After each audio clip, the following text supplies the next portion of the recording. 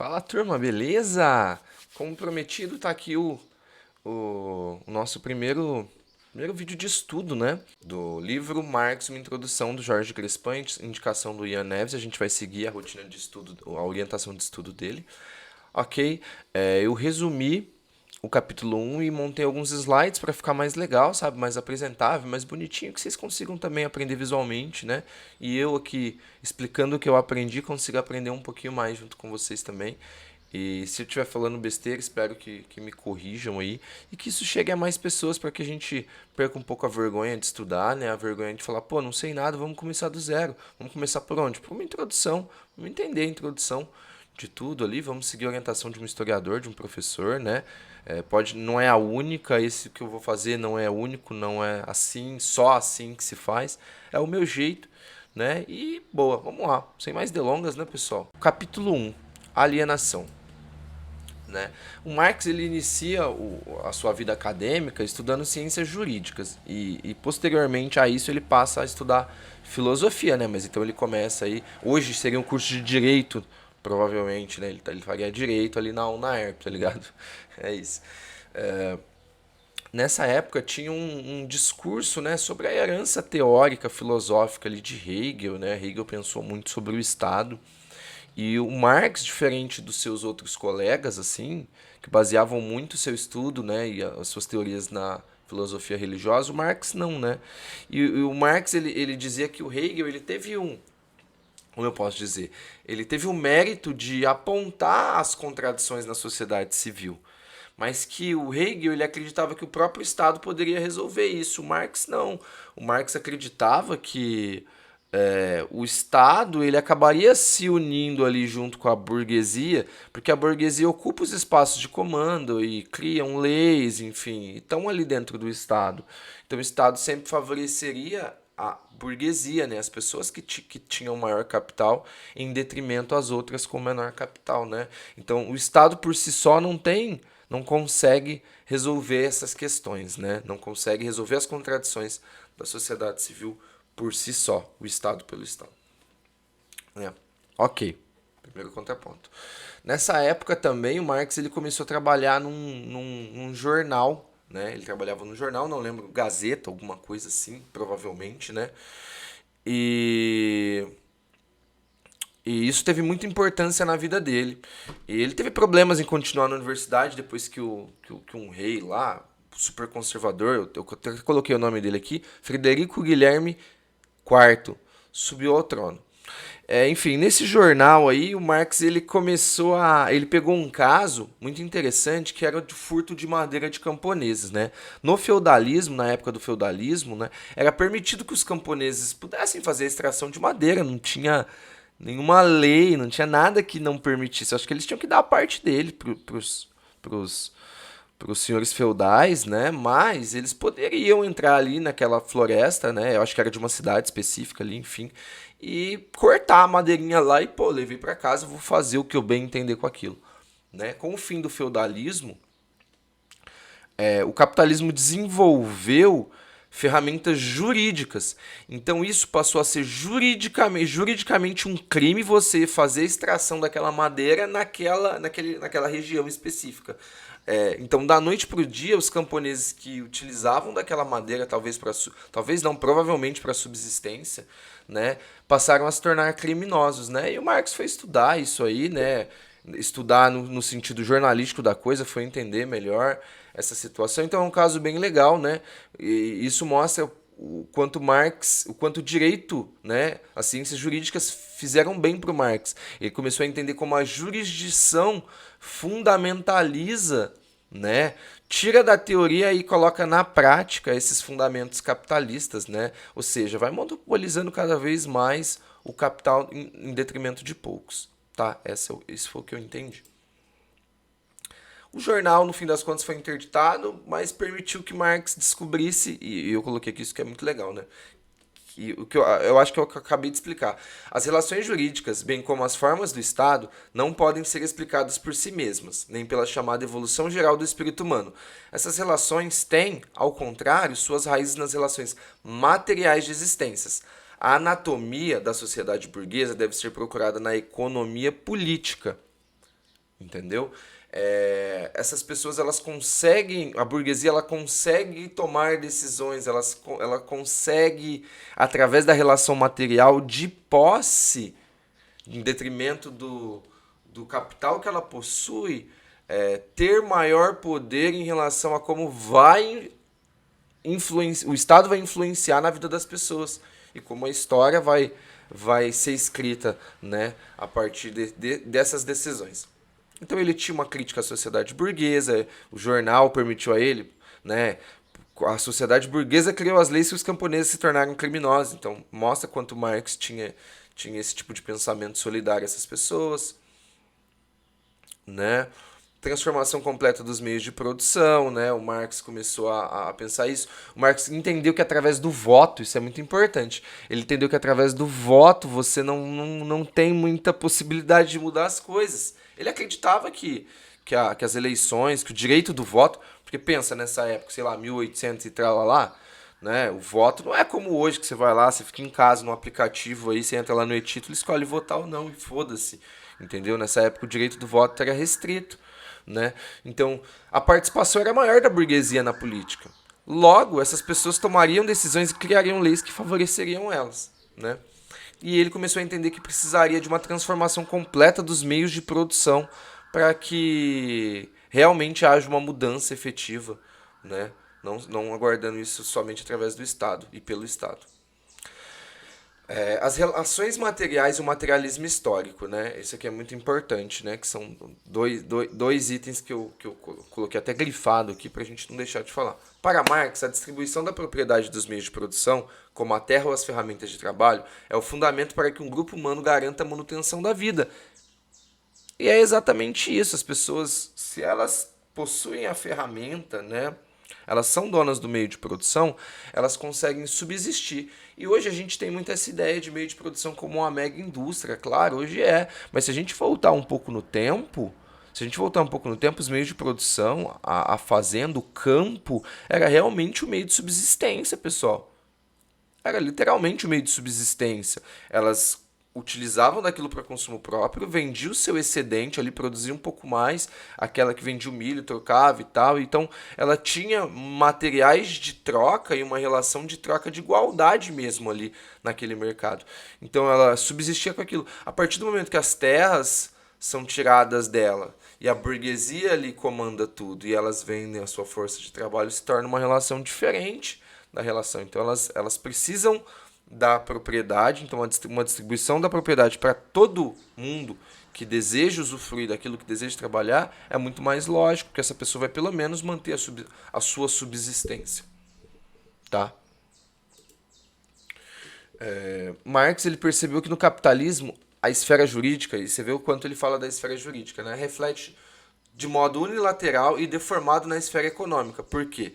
Para a manutenção do direito de propriedade, o que interessa é apenas a norma, ou seja, a lei que legaliza a relação entre a pessoa e o objeto da propriedade, ou seja, o comprador, o dono da propriedade e a propriedade em si, né? Às vezes nem comprador, né? Porque muitas vezes não foram pessoas que adquiriram, foram ganhados, né? O Estado deu.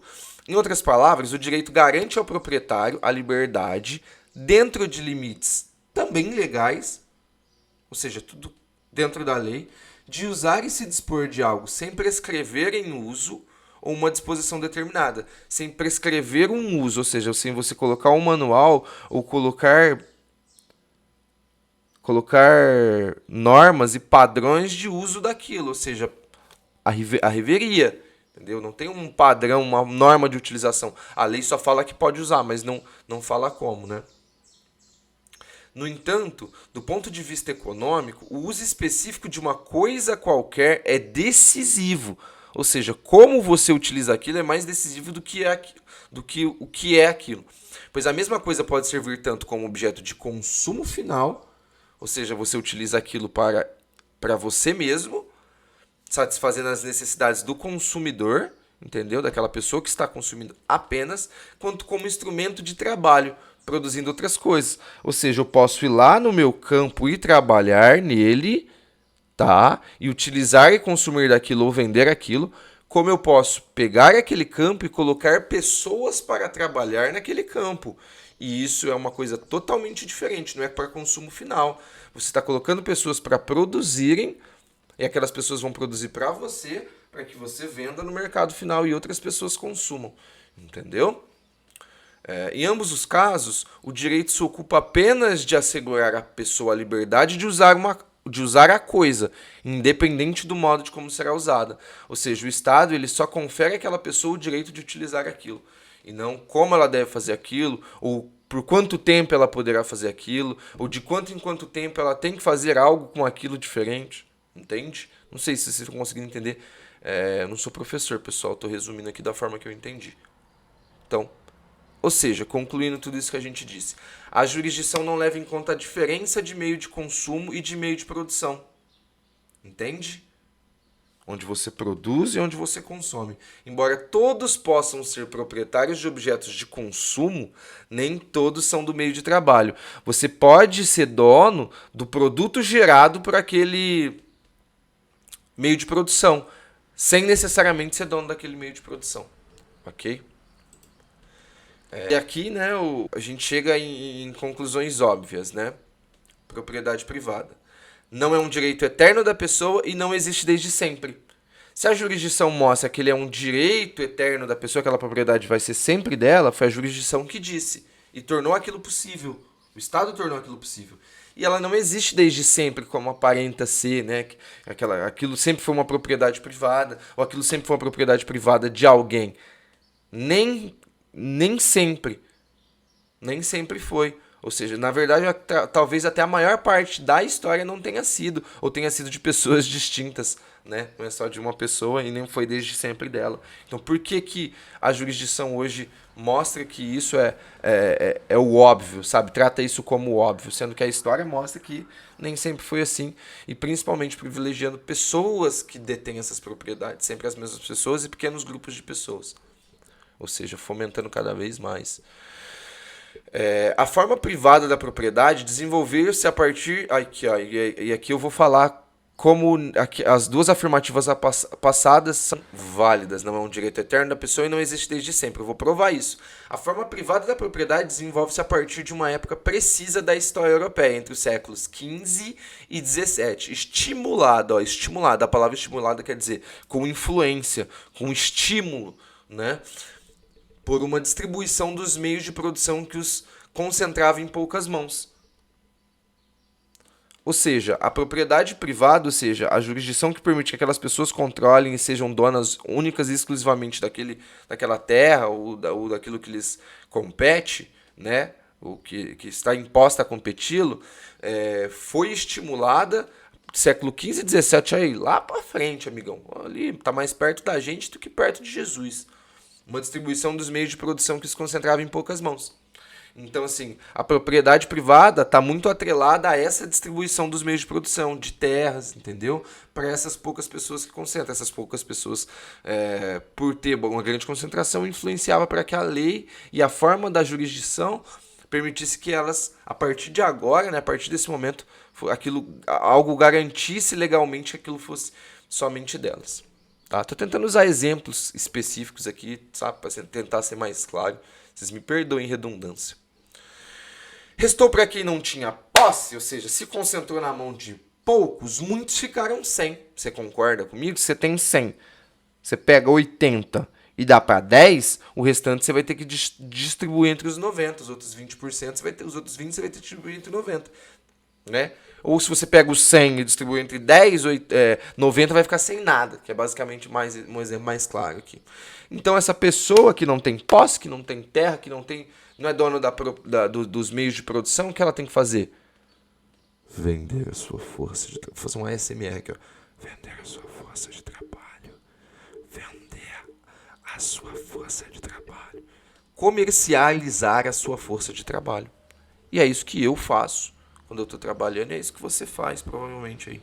Você é médico, você é engenheiro, você é pessoa que ganha muito. Mas você que trabalha, que é assalariado, você vende a sua força de trabalho. Aqui, pessoal, isso aqui foi uma ideia minha, tá? Para explicar como que funciona a relação, né?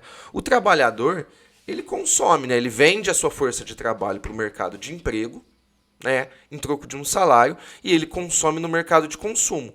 Então ele participa, né, desses dois mercados, do mercado de emprego e do mercado de consumo. Só que a questão aqui é que quem é dono do mercado de emprego, ou quem emprega, é o mesmo que fornece para o mercado de consumo. Então a relação não é a mesma. A burguesia, que as pessoas que têm o meio de produção, elas são tanto participantes ativas e donas do mercado de emprego quanto do mercado de consumo. Então ela vai comprar a mão de obra daquele trabalhador para produzir aquele produto, né? Aquele trabalhador vai trabalhar muito para produzir inúmeros produtos que às vezes nem ele consegue consumir, porque o salário dele não permite que ele possua aquele produto. Tô olhando para lá, pessoal, mas eu gostaria de olhar um pouquinho mais para vocês também. Enquanto o trabalhador ele só pode consumir no mercado de consumo. Ele não vai ter o retorno desse mercado de consumo através de renda, através de lucro. Ele vai ter um salário mínimo, que a jurisdição diz ali que é o mínimo que ele tem que ter para sobreviver. É isso que o mercado de emprego vai passar. E é aí que está o pulo do gato do Marx, porque o trabalho do Marx é sobre capital. Então ele descobre que o trabalhador, trabalhando ali, ele tem um excedente de trabalho desse trabalhador, que não retorna para ele. Ou seja, se o trabalhador trabalha 8 horas por dia e em 4 ele pagou aquele produto dele, aquilo que ele tinha que produzir, as outras 4 horas que ele trabalha mais é um excedente, é uma mais-valia. E isso fica somente com o empregador. Não tem uma distribuição dessa geração a mais de lucro ali, de valia, para o trabalhador também. Tá? Ele vai ter aquele único e exclusivo salário, mesmo que ele produza muito mais do que aquilo que lhe é pago como salário. Tá? Enquanto eu posso chamar esse mercado de consumo, mercado de emprego só como mercado, enquanto o mercado ali produz renda através da força de trabalho e gera lucro através dessa força de trabalho e também vende ali os produtos gerados por essa força de trabalho para esse trabalhador que tem que consumir nesse mercado. Foi eu que fiz, tá? Espero que vocês tenham gostado. Então, a partir da distribuição capitalista dos meios de produção, desenvolveu-se a distribuição capitalista dos meios de consumo. Isso é, o mercado no qual os trabalhadores gastam o salário recebido pela venda de sua força de trabalho em outro mercado, o mercado de trabalho. Como são agentes em ambos os mercados, empregados e empregadores parecem igualar-se qualitativamente como proprietários, distinguindo-se apenas qualitativamente por seu poder aquisitivo. Ou seja, por participar em ambos desses mercados, parece que estão em poder de igualdade. Quando não, quando na verdade quem realmente tem o poder aquisitivo é quem está, digamos assim, é o elo de poder mais forte dessa relação. Então, assim, o trabalhador ele passa a ter só a sua força de trabalho para negociar e não ter propriedade, né? Mas ele tem essa liberdade, né? O trabalhador aparece como feliz proprietário de uma mercadoria, que é a única mercadoria que ele tem, que é a sua própria força de trabalho. Entende o pulo do gato? E ele agora está em pé de igualdade jurídica com o empregador. Uai, eu vendo, eu sou dono de mim, eu sou dono do meu trabalho. Pô, sou dono de mim, vou vender minha força de trabalho. Ok? Esse é o aspecto igualitário do sistema social burguês. No entanto, com essa liberdade, o trabalhador vê-se obrigado a seguir o capital por toda parte, que lhe dá emprego, ora aqui, ora ali, de acordo com as variações do lucro. Nada garante que sempre você vai ter emprego, nada garante que você vai ser sempre bem remunerado. A gente vê engenheiro Uber hoje que tem que trabalhar pra caralho. Uber trabalha pra porra, entregador trabalha pra porra. Várias pessoas saindo de serviços complexos e passando para serviços mais baixos, aceitando cada vez remunerações mais baixas. Porque, principalmente agora que a gente perdeu muito sindicatos, os sindicatos perderam força nessa negociação entre os polos, né? Os sindicatos perderam força, e principalmente depois da reforma trabalhista aqui no Brasil, né? Criou intermitente, essas coisas malucas aí, enfim, tá achando que aqui é Estados Unidos, meu amigo. Não, aqui a gente precisa que as pessoas realmente se empreguem em serviços que lhe tragam benefícios, né? Sejam serviços produtivos ali, né? Enfim, e é isso, pessoal. Esse é o resumo do primeiro capítulo. Eu acho que assim fica mais legal. Vocês não leem de maneira formal. Claro que se vocês quiserem ler e ter uma melhor explicação, eu indico que vocês leiam o livro, né? Comprem o livro, inclusive. Não faça como eu que rateei em PDF. Mas é algo que eu tinha condição no momento. Então é isso, pessoal. Esse é o resumo do capítulo 1, alienação. E se eu puder tirar uma conclusão aqui, é essa. É de que quando a distribuição dessas propriedades, né, passam por uma retirada de um poder dessas pessoas que tinham ali forma de subsistência, né, na terra, e essas pessoas que não têm mais, né, que são cerceadas no direito de ter os meios de produção, têm que vender a sua força de trabalho no mercado, onde elas são o elo mais fraco, e acreditam que existe essa liberdade de negociação que estão em paridade, né, com a burguesia, quando na verdade a gente está do lado mais fraco. E é por isso que todos temos que ser trabalhadores, ok? No sentido de valorizar o trabalho, né? A força de trabalho, o trabalho assalariado, ok? Então, pessoal, agradeço demais aí. Dá um like aí se vocês gostaram, se inscreve no canal, compartilha. E depois a gente vem com o capítulo 2, tá? Já vou começar a trabalhar hoje mesmo nesse capítulo 2, fazer o resumo e montar os slides. Vou sempre tentar manter nesse padrão aqui, tá bom? Para ficar mais fácil para mim na hora de produzir e para ficar mais visivelmente memorável para vocês, tá bom? Visualmente memorável para vocês. Um beijão, pessoal. Tchau, tchau. Trabalhadores de todo mundo, univos. E é isso, tamo junto.